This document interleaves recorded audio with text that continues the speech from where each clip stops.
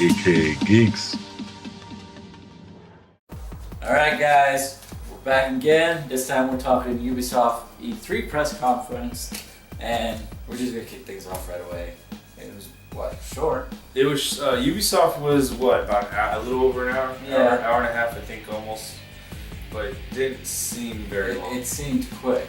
Yeah. So, but they had a nice flow, and I think they were more comfortable this year than usual. I think they didn't have that overwhelming presence of hostile takeover.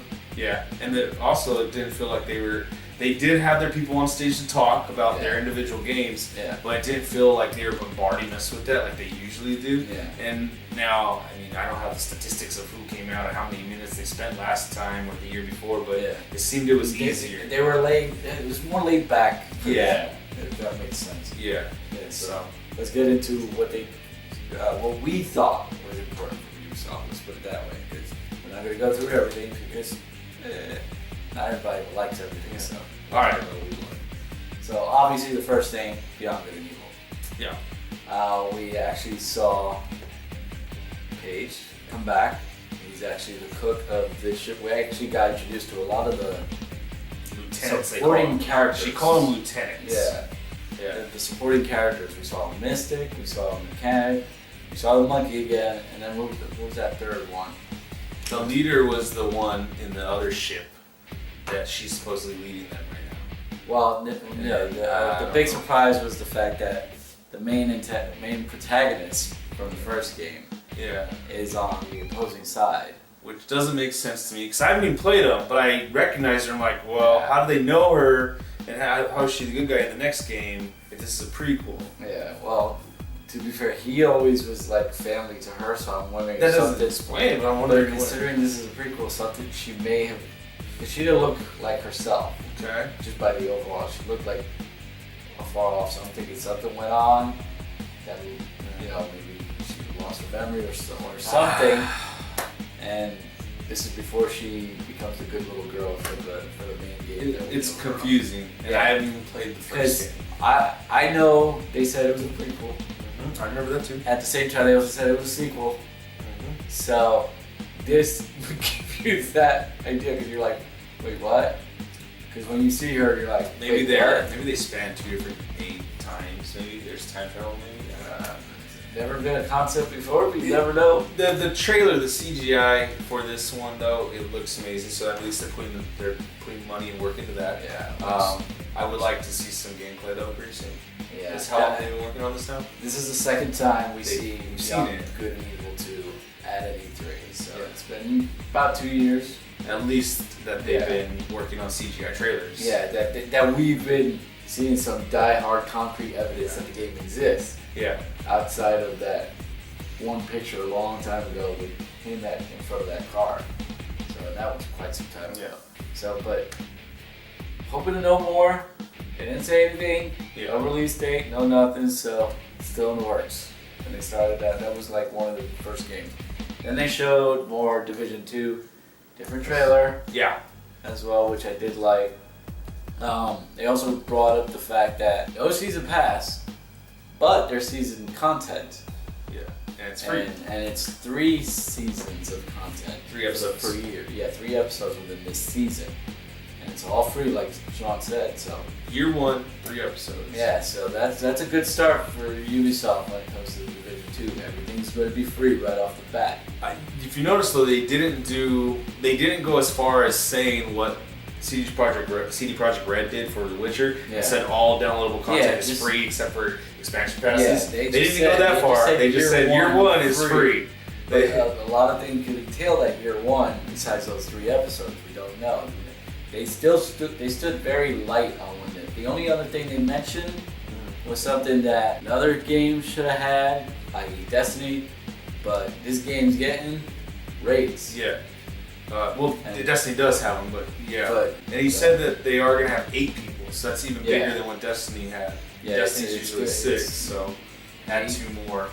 8's going to be interesting. And they mentioned the starting weapons that you go with. crossbow, the rocket launcher. I forgot what was the third one. I thought they were saying that that's when you complete the campaign or something, you start the secondary phase of your character. No, these were your ideal weapons for your character, and as you progress, they progress, and from their progression, they become more powerful weapons.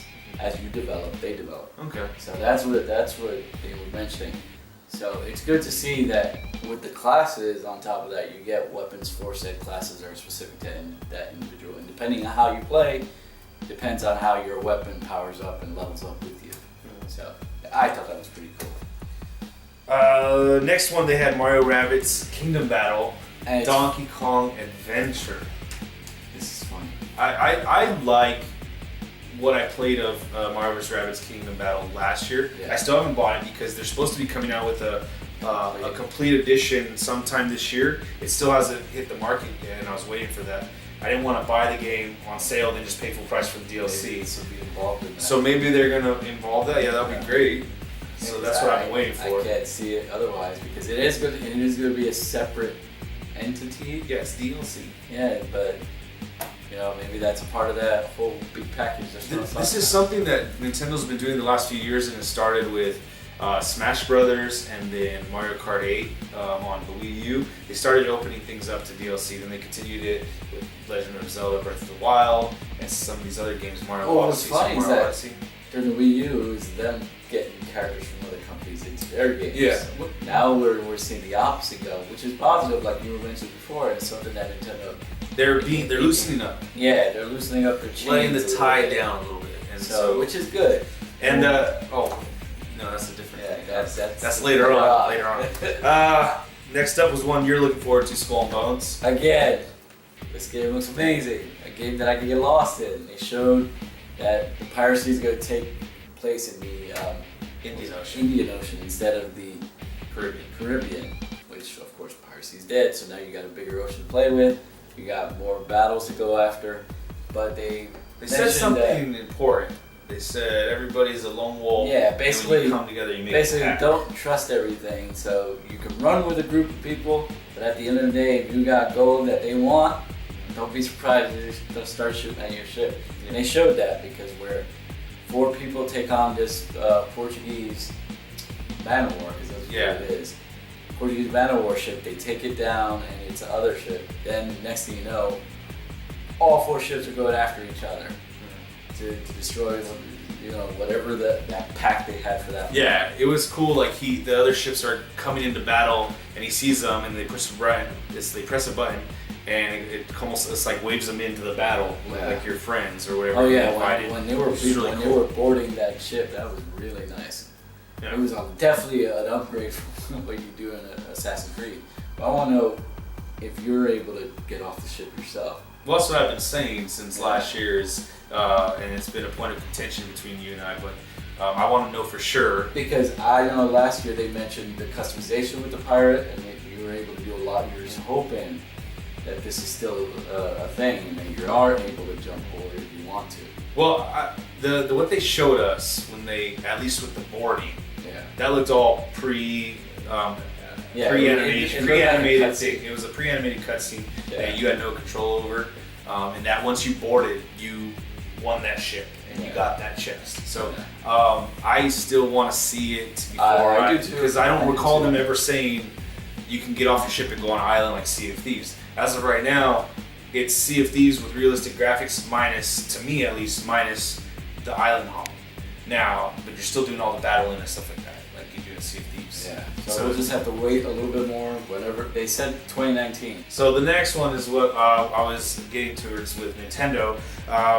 We're talking about Starlink Battle for Atlas. Yeah. This is the toys for Toys to Life spaceship game. That which the ships it's already kind of cool as it is. Yeah. Like, I mean, I don't know how big it's gonna get with the populace, but it is kind of cool. Yeah. And then they add a little wrinkle in there with Nintendo, like I said, taking down the tie a little bit. Star Fox. Star Fox is included in the game on Switch. Well, they said Star Fox and the crew. Yeah, he said and his crew. So I'm just saying Star Fox as the game. Right. Is in the game, is in Starlink on Switch, only on Switch. Yeah. So I mean, which sucks. Because Nintendo, you're gonna cut the, let that tie loose a little bit, and it happen all over the place. Well, I'm okay with it. It's fine. I'm gonna play it on Switch if I play it, and then I'm okay with it. The game looks good no matter what.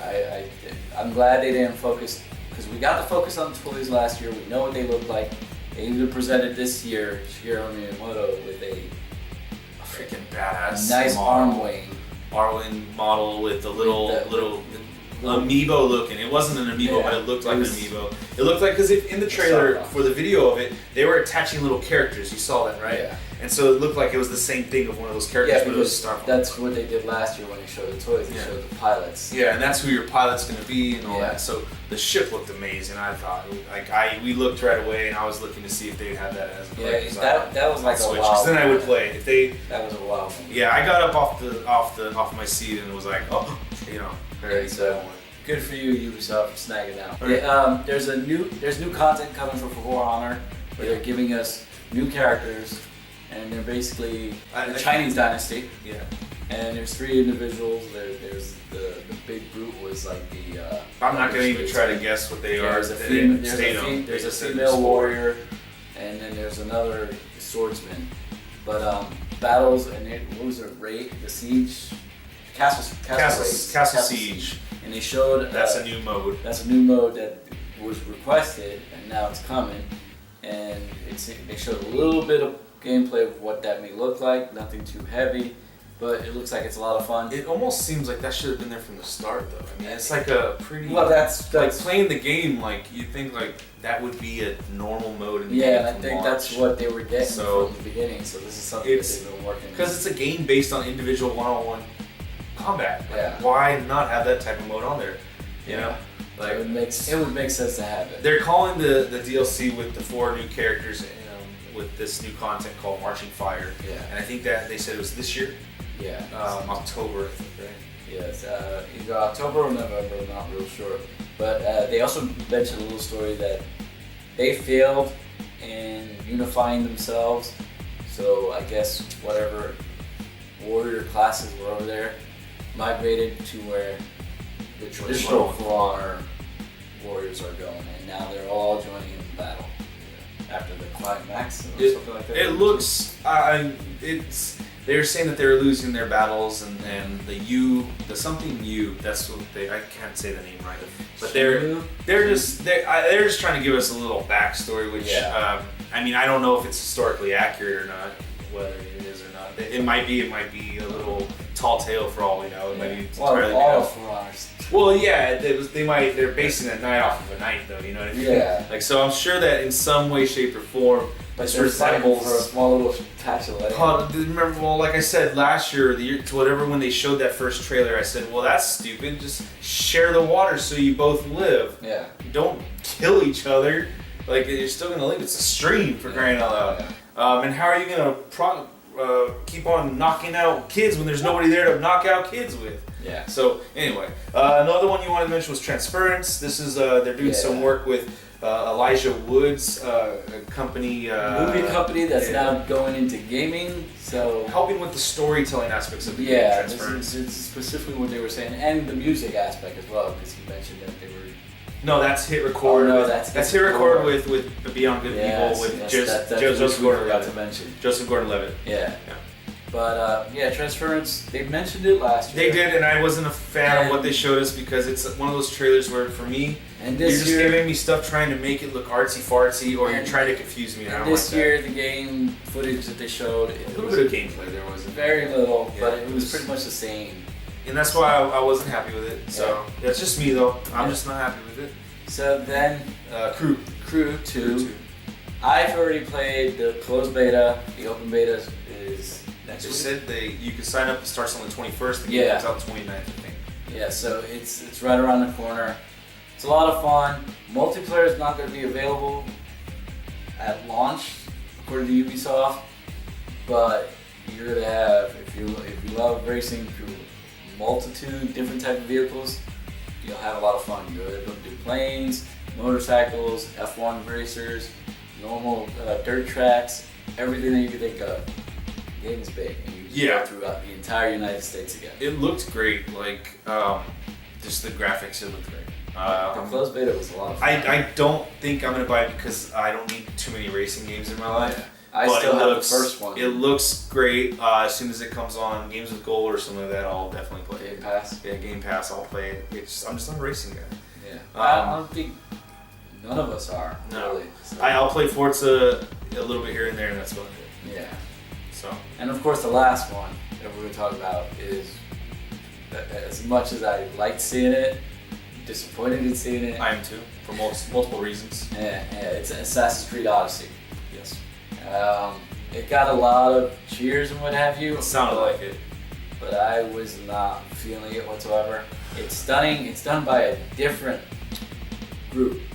It's Ubisoft Quebec. Yeah, it was Quebec. It wasn't Montreal. It wasn't Montreal, so it's not the it's one of the other teams. Assassin's team. To me, I'm disappointed for the multitude of reasons. One is I don't want it this year.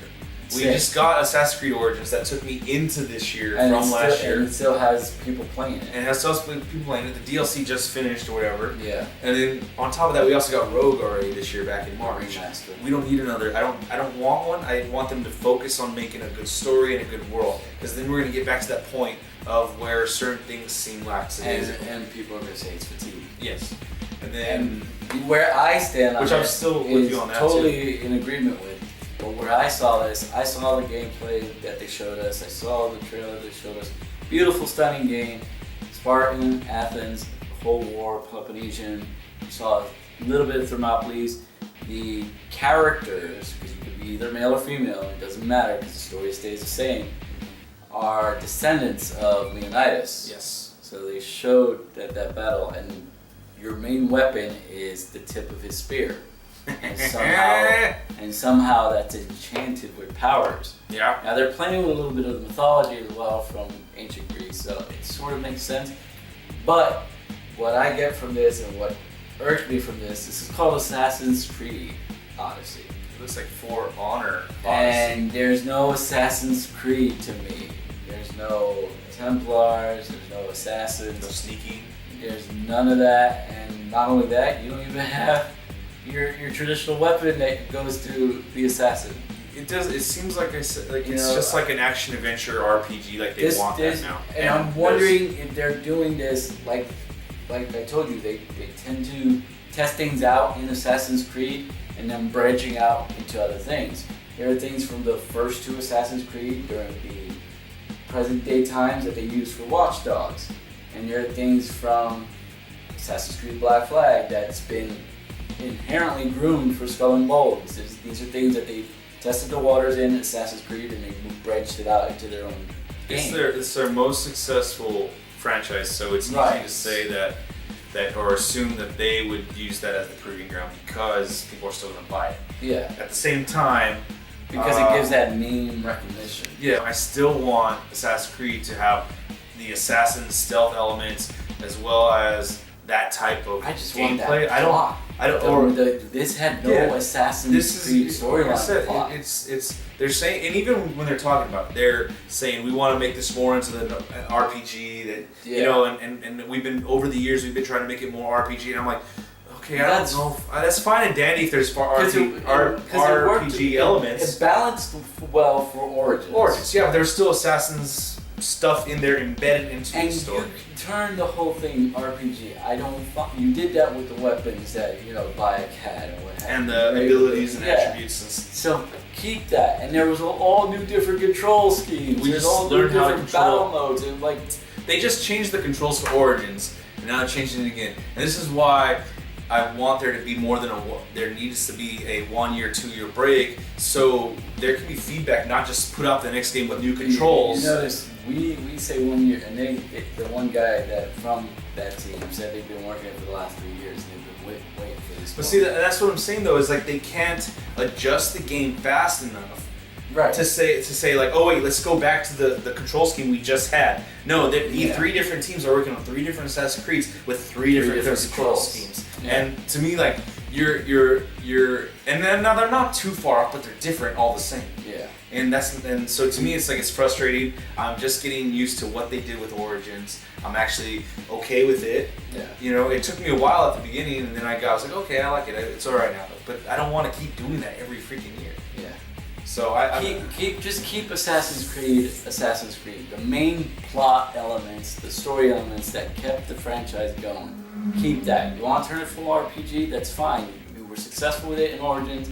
Keep that route. Don't muddy the waters, I should say, because right now I look at it. I'm like, seeing what I saw makes me. I'm frightened to play the game. Yeah, the control schemes. I'm usually a buy every Assassin's Creed guy. Yeah. This one makes, and I didn't buy Rogue, but this one makes me pull further away from buying it. Like, it just makes me more worrisome about it. And I want to see more gameplay. I just wish they would have called it something else, because this doesn't emphasize Assassin's Creed in any shape or form. I saw nothing that even remotely hints of this being an Assassin's Creed game, except the fact that it's ancient Greece and that's just another timeline that you just slap the name on. Yeah. The timelines are not what make an Assassin's Creed game. Some people would say different. It's the constant battle between the Templars and the Assassins. That's key. Yeah, but I'm just saying that's what I'm saying as a devil's advocate. I'm just saying there's a lot of people that differ. I just wish they would stick with what they've been. Stick to what brought me to the table. Yeah, it's way too different from what they showed us. It seems way too different. Yeah. So I'm a little disappointed in it right now. Another disappointment. Like I say, all the hints and teases and what have you. We saw no Splinter Cell. Oh yeah. No Splinter Cell. Yeah. Another one that you can. Well, wait a second there, Lynn. We still have Sony tonight. Oh, we just did Sony. We still have Nintendo tomorrow. Like Ubisoft would actually say, hey, look, Sam Fisher's on the Twitch. You never know. Yeah. But I liked Ubisoft's. I think it was, again, to me, it didn't blow my mind other than Miyamoto being there and then doing the Star Fox thing. That was the hype moment in Ubisoft for me. Other than that, the rest of Ubisoft was like, okay. Report card grade. Same as probably the same. And now I'm basing this off of. Now it's hard to say because I don't want to base it off individually, like in different scales. Yeah. Overall, Square was a C for me. This would be a B-. That's exactly where I'm at with this. B-. And what brings it down for me is there were franchises that I was hoping they'd mention, they didn't mention. There were things that they did mention, but they didn't slap a year on that we didn't talk about, and hence why we didn't talk about it. And the fact that the key focal point for Assassin's Creed to be this huge thing didn't feel like an Assassin's Creed game to me. So that's a big disappointment for me, because like Sean, I bought every one of them, and I even imported a physical copy of Rogue, so I'm a little disheartened the fact that we have an Assassin's Creed game this year. So outside of that, that's all we got to say about the Ubisoft presser. We'll be doing one. We still got to catch the Bethesda one that we got. We also have the Sony one, which we just finished watching. So we're going to do our review take on it.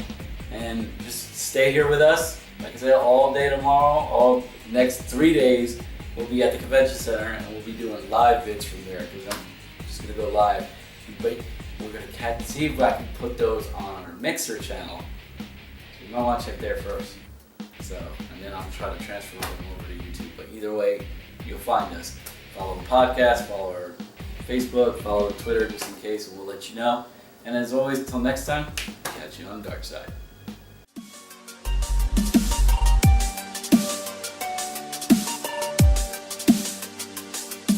AK Geeks.